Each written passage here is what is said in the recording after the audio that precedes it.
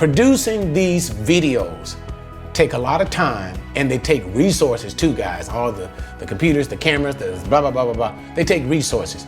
So if God touches your mind and your heart, bless this ministry. If it helps you, if these teachings help you, bless the ministry. Send a donation, or even become a monthly partner with me so that I can continue to do these things. I don't do it to make money, God forbid.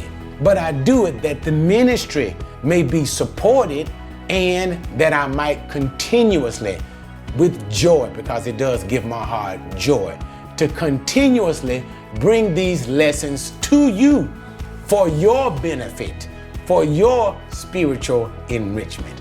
Okay? So help me out. All right, guys, welcome back to our teaching in the book of Exodus. Now, the last time we were here in chapter 21, we were dealing with the first part of chapter 21 in dealing with slavery. That is, slavery as it pertains to Hebrew slaves. And you kind of need to keep that in mind, because there will be a distinction later on in the law that we'll see that there is a distinction between Hebrew slaves and slaves of the Gentiles that the Jews may take for themselves. But nevertheless, what we were dealing with in the first part of chapter 21 was Hebrew slaves, whether male or female Hebrew slaves. And we saw that there was a distinction between male and female Hebrew slaves, in that the male slaves were basically treated as indentured servants. That is, they would be released after 6 years of time. That is, in the 7th year, he should be set free by his master. But the female slaves were treated somewhat differently under the law, in that usually the female slave would be taken as a second wife for the master, for the slave buyer, for the master. And so she would be serving as a concubine unto the master. And so she could not simply go free in the 7th year because of the principles of marriage that pertain to the woman. But nevertheless, she could be redeemed, that is, purchased with a price, if her master found her displeasing in his sight, and if the master bought her as a wife for his son, then she should be treated as a daughter. Okay? Now, in the next section of chapter 21, we began to deal with penalties for the things to the which the death penalty should be applied. And so we saw such things as a person who kills another human being, a person who, and that is willful, intentional murder. And then we saw disrespect for parents in this issue as well, that would deserve the death penalty. And then as we began to move on, right before we closed out the last video, we got into the section that dealt with liabilities. That is, personal liabilities for the act. And this section will cover personal liabilities for an owner of animals, and we'll see this in particular about oxen, owners of animals, and for the personal actions of an owner regards to the personal liabilities. Okay, so now the last time we were here, we left off in verse number 21, I believe. Okay, so now we're going to continue in Exodus 21 with verse number 22, and hopefully, and I know, we'll be able to complete the chapter. Verse 22. If men struggle with each other and strike a woman with child so that she gives birth prematurely, yet there is no injury, he shall surely be fined as the woman's husband may demand of him, and he shall pay as the judges decide. But if there is any further injury, then you shall appoint as a penalty life for life, eye for eye, tooth for tooth, hand for hand, foot for foot, burn for burn, wound for wound, bruise for bruise. Okay, now here there is a scenario that is set forth, and you see two men struggling with each other, and one of those men strike a pregnant woman, okay, the wife of the man that he is struggling with. So if there is no, and the woman, the idea is the woman gives birth, and it seems that the woman is giving birth prematurely, but she gives birth prematurely, and the baby is, as far as they can tell, the baby is fine, and there has been no injury. Then if the baby is fine and there is no injury, there will be a fine that will be placed upon the man because of the sufferings to the wife and the premature birth, and the husband would determine how much the fine would be to the man, along with the agreeance of the judges. So it would be both the husband and the judges who determine the financial penalty that should be assessed to the man that caused the woman to give premature birth. And that is in the event there is no harm to the woman and to the child. Namely, the idea is to the child. However, if there is harm to the child, and that is, if in whatever harm that should be, here there will be a penalty imposed to the man in accordance to the harm that was done to the child. Now, this is what is called lex talionis. And lex talionis basically is a punishment of degrees commensurate with the crime. In other words, they're simply saying, and that's why we see that, okay, that's why we see here, notice what it says, life for life. The idea is if the woman gives birth, the child dies because of that injury of being struck, that man struck, then life for life. That means that man should suffer the death penalty for causing the death of that unborn baby, or that baby that is born and dies because of the injuries. And then it says tooth for tooth, hand for hand, foot for foot, burn for burn. Okay, so notice all these things literally mean is, lex talionis is, this is limiting punishment on the individual so that whatever was suffered, the punishment will be equal with what was suffered, so that no individual will suffer a punishment simply based upon emotion, aggravation, or vengeance of the ones who suffered whatever the harm that was given. So you cannot per se say, for instance, in this, let's just simply use this scenario.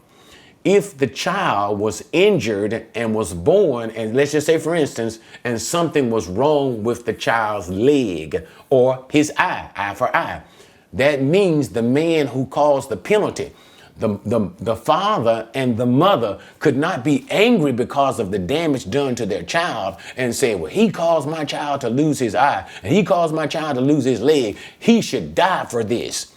That's the very principle of this command, lex talionis. The principle is when judgment is rendered for a crime or anything in pertaining to that, a harm due, you cannot go beyond what was suffered by the individual. So if you lost an eye, you can only take the eye of the person who took your eye. If you lost your foot, you can only take the foot of the individual who caused the loss of the foot. Okay, so what lex talionis, and you hear some people call it the law of revenge. It is not the law of revenge.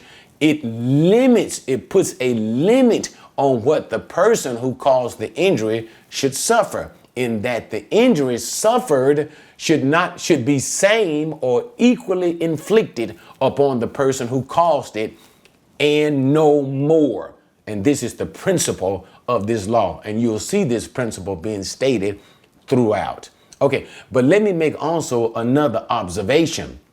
Notice the idea here is a man striking a woman who is pregnant and something happens to that baby. So what can we see in the law? Notice even now, as I'm speaking, it's the month of July in year 2022, and this is the big time issue of Roe versus Wade, abortion, to the point where we see those who are pro-abortionists like to pretty much say that the baby is not so much a baby, and the life of that growing thing inside is not valued in the same sense as human life, that is, those who are born like us. But notice the mindset of God.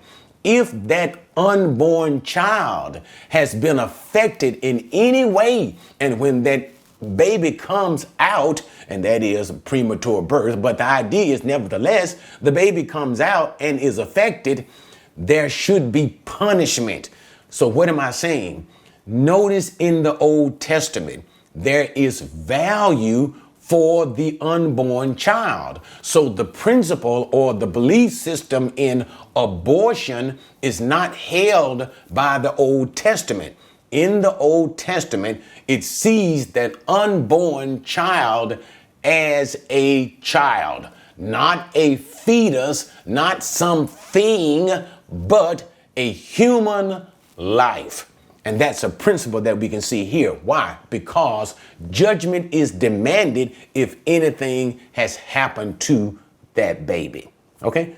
All right. Enough of that. So let's continue. Let's move on through the text. Verse 26. If a man strikes the eye of his male or female slave and destroys it, he shall let him go free on account of his eye.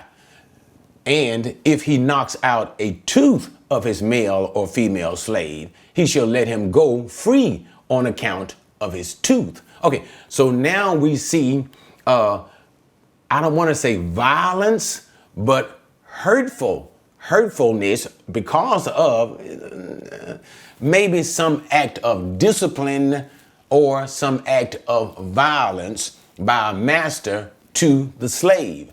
Whether the slave is male or female, it doesn't matter.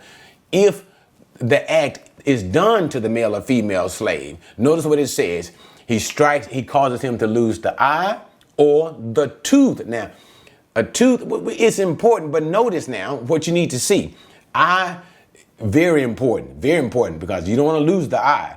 But the tooth, well, it's important, but it's not quite as important. We can live without another tooth. We can live without another eye, but it still is more problematic. But a tooth, is not that big of a deal. But what we see here is this: God's demand for the righteous, just treatment of slaves. Now go back and look at the previous verse that I did in 21 at the beginning concerning the treatment of slaves. The mindset of God is never this Western, what developed in Western society in the treatment of slaves, or as it was, the treatment of Negro slaves by the South in colonial America. So it was never this harsh treatment of whipping and kunta kinte foolishness that God desired for the treatment of slaves. He always wanted the slaves to be treated with kindness and with mercy, even though there would be times that the slave would need to be disciplined by the master. But such discipline should always be guarded in such a way as to not cause any permanent injury to the slave. And that's what we see: the loss of the eye, loss of the tooth, permanent injury. But even more so here with the loss of the tooth, you really don't want to hurt the slave. You see what I'm trying to say? So the eye is, and once again, the demand for judgment is you set that slave free. So what? Don't mistreat your slaves. Okay? And that's the principle that we see operating here. Verse 28. If an ox gores a man or a woman to death, the ox shall surely be stoned, and his flesh shall not be eaten, but the owner of the ox shall go unpunished.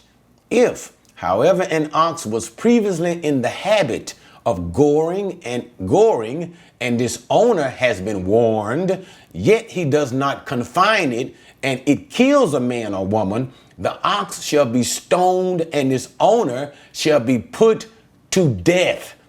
If a ransom is demanded of him, then he shall give for the redemption of his life whatever is demanded of him, whether it gores a son or a daughter, it shall be done to him according to the same rule.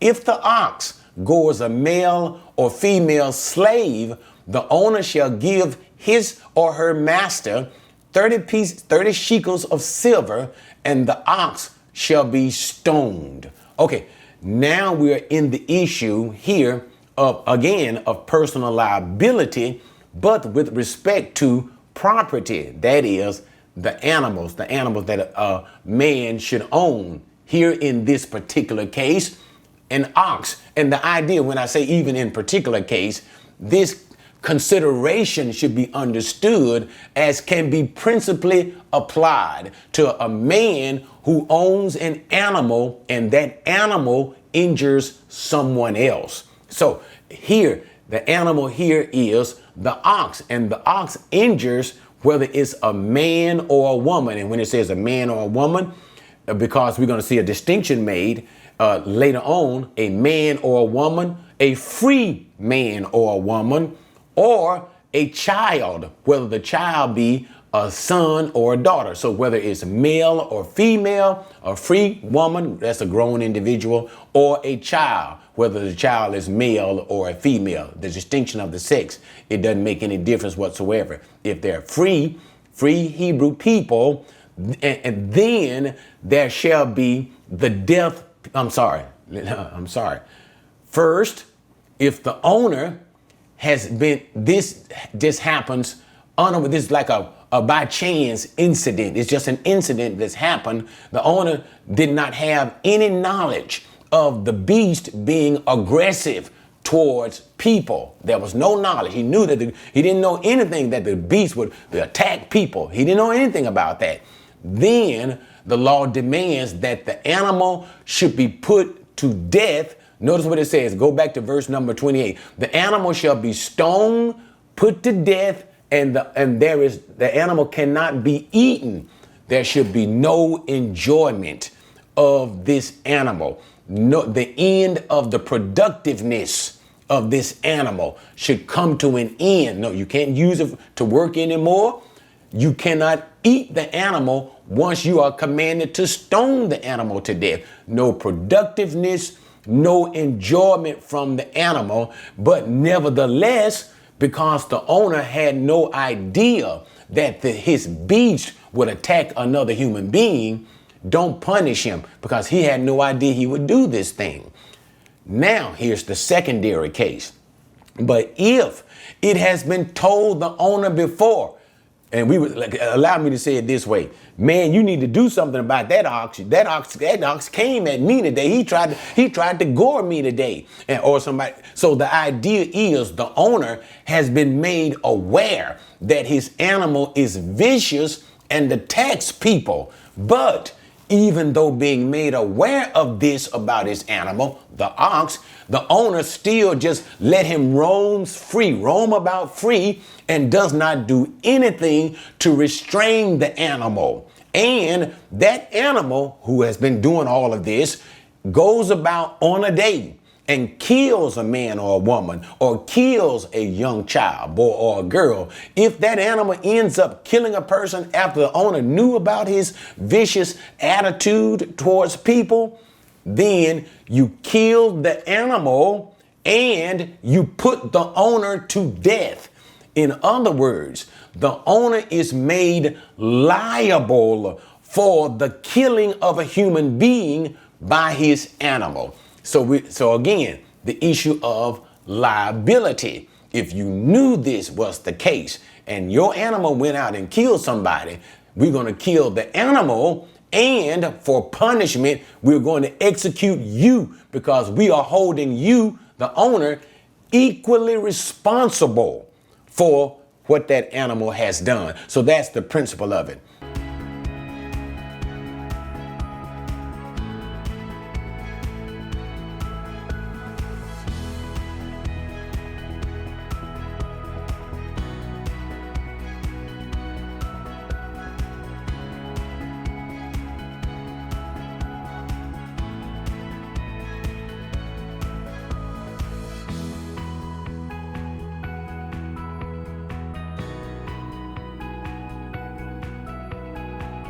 Now, in addition to, if the ox goes and kills a male or female slave, it makes no difference whether male or female, we can see a distinction made, because notice the killing of the man and the woman or the son or the daughter, this pertained to free Hebrews. But if the ox should kill a slave, whether man or woman, because slaves here are seen differently in the sense of value, a productive value. The slave is owned and has been purchased by the master for a particular reason. And the reason is some sense of returning something to the master, or productivity or labor to the master. Okay. And so the slave is not seen in the same way as the free Hebrew would be seen. So therefore, if the ox kills a male or female slave, it's seen in a different sense, even if the ox has had this, the notion of the ox going about being aggressive, even if that is still the case. But he killed a slave and not a free person. Then the owner of the ox will be assessed only a fine.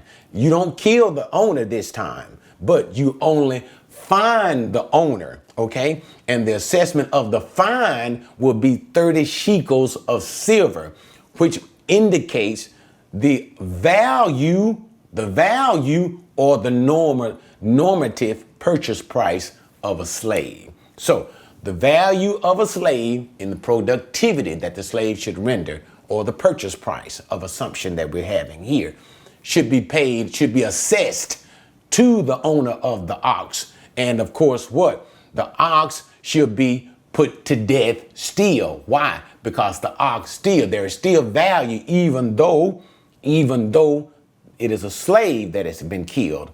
The slave's life, the slave is still a human being. So therefore, you put this aggressive animal to death. And also, what we can see by virtue of common sense, you put the animal to death because you don't want the animal to kill anybody else. So that's like common sense as well. All right, let's go on. Verse number 33. If a man opens a pit or digs a pit and does not cover it, and an ox or a donkey falls into it, the owner of the pit shall make restitution. He shall give money to its owner, and the dead animal shall become his. Okay, now we're dealing with personal liability for individual actions. Individual actions, your liability. Okay, now, so it simply says a man goes out and digs a hole for whatever reason he may dig a hole, and another man's animal, say for instance, a donkey or an ox, walking by and falls into the pit and dies. Then it is the responsibility of the man who dug the pit to pay the owner of the animal what that animal was worth.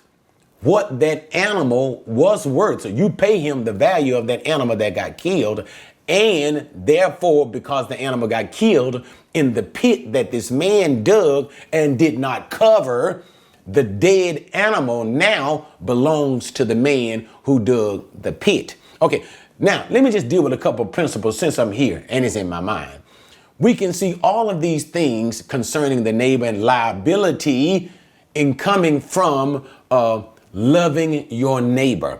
When you love your neighbor, you don't do things that will hurt your neighbor. You try to do things that protect your neighbor, his person, as well as his property. So we can see these covenantal commands coming as a derivative of that principle. And I talked about that earlier when I dealt with Exodus chapter 20 in dealing with the law, the 10 words, the 10 commandments, how in principle form you can see them as what? A division. Love the Lord And the second part, love your neighbor as yourself. And this is what Jesus said concerning the law, all 613 commandments of the law of Moses. They can be equally divided, loving the Lord, that which pertains to our service, our worship to God, and love the neighbor, that which pertains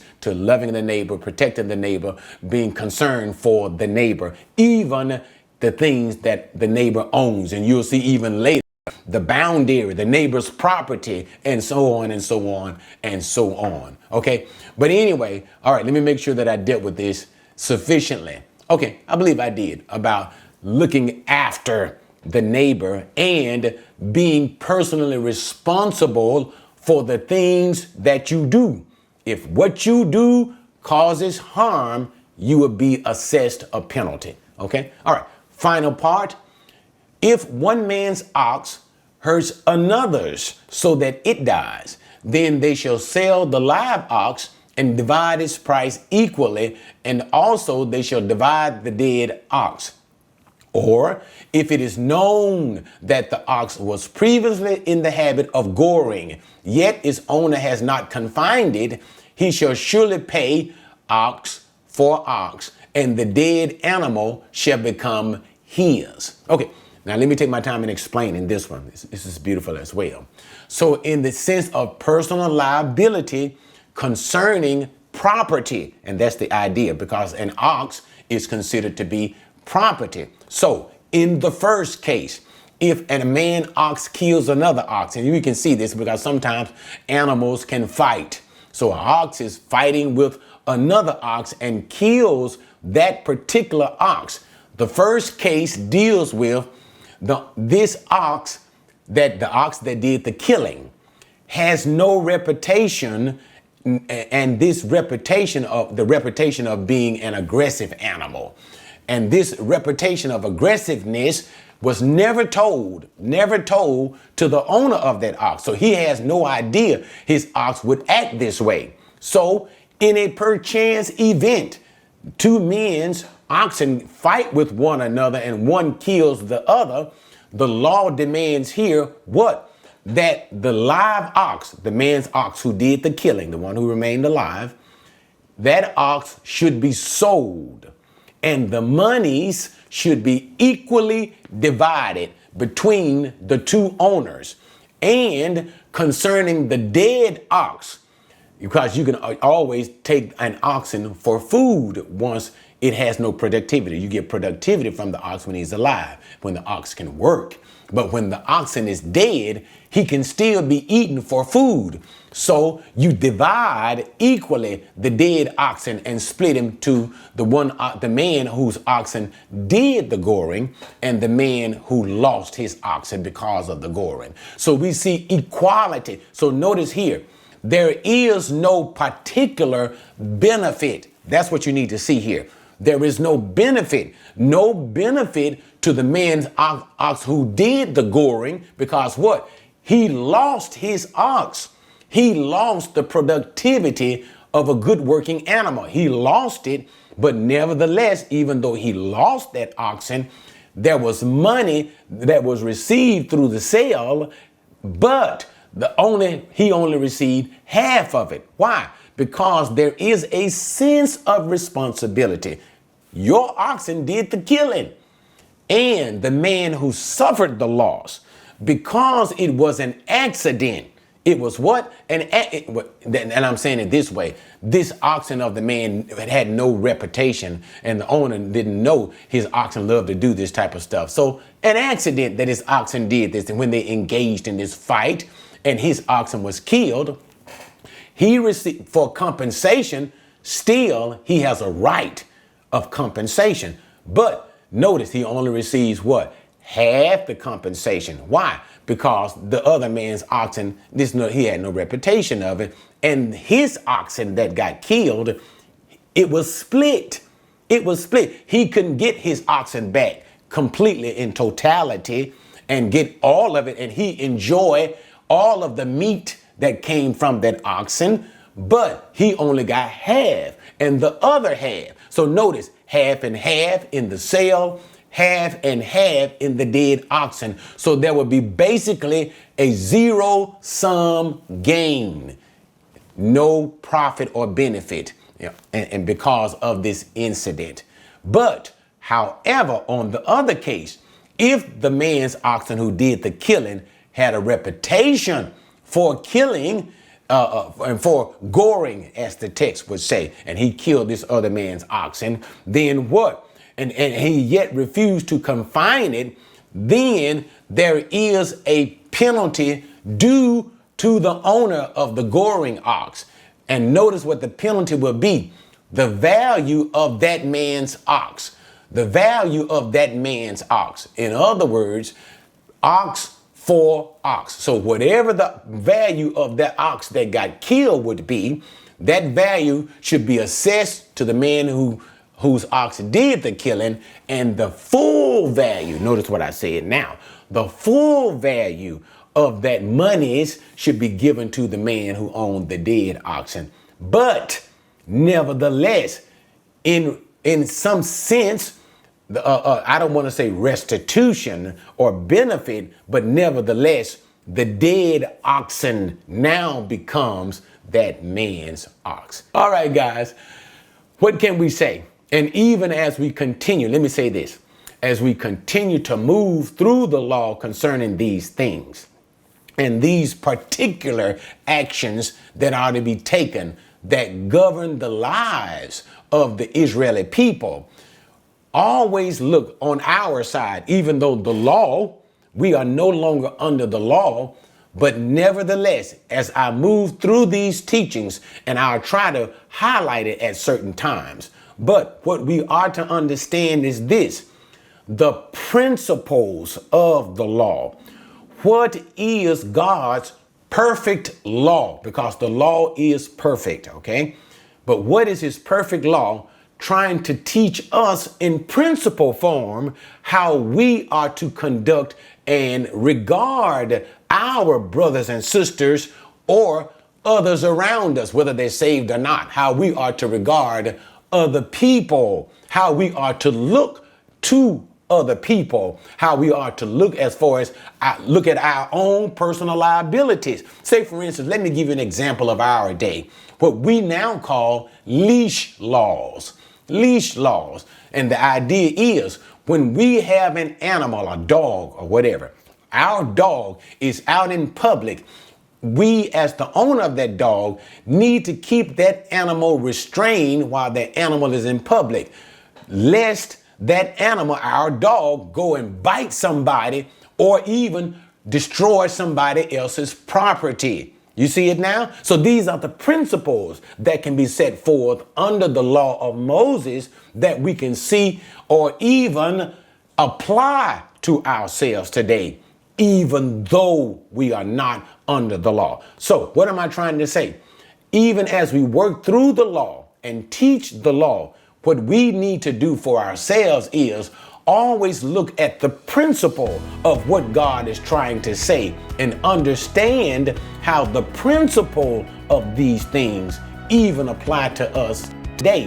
Why? Because it is derived from the sense of loving your neighbor. And loving our neighbor is commanded in the New Testament, whether loving a brother or sister or even loving an enemy. Romans, as taught by Paul. All right, guys, thanks for joining me on that. Join me next time as we continue in our teaching in chapter 22 in the law, as Moses continues even in speaking concerning property rights. See you then.